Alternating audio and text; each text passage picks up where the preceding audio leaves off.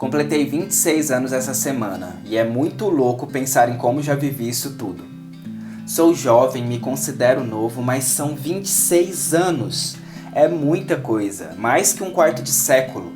É um tempo cheio de experiências, coisas boas e ruins, acertos e erros, uma trajetória que me trouxe até aqui, nesse momento em que eu converso com você.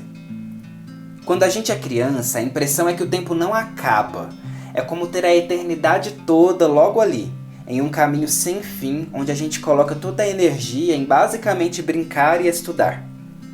Com a adolescência vem uma sensação de não pertencimento e de que tudo está fora do lugar. O desejo é de que o tempo passe rápido para chegar aos 18 com a tão sonhada maioridade. Grande erro, porque não existe preparo psicológico nem financeiro, e depois disso o tempo não perdoa. Parece que cada ano é mais rápido e a gente acaba sendo devorado por essa velocidade. Quando passa dos 20, é responsabilidade de adulto, com idade de jovem e uma mente inquieta querendo conquistar coisas, mas sem saber direito como e quando. A gente já não tem mais a mesma liberdade e energia da época de criança, nem aquela rebeldia boa da adolescência. Os 20 trazem maturidade, mas ela ainda é muito fresca diante de toda a turbulência de ser adulto.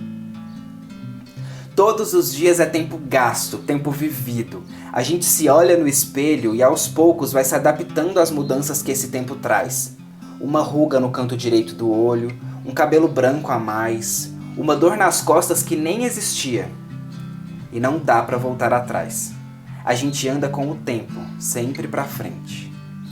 Ao longo do tempo, a gente vai tomando mais consciência sobre nós mesmos, sobre nossas relações com as pessoas e com o mundo. Não saber o que vem pela frente é uma certeza, mas já entendi que cada idade tem seu dilema, suas dores, seus próprios desafios. A gente vai construindo uma trajetória cheia de altos e baixos, com lições importantes que vão nos mostrando que sempre dá para fazer diferente.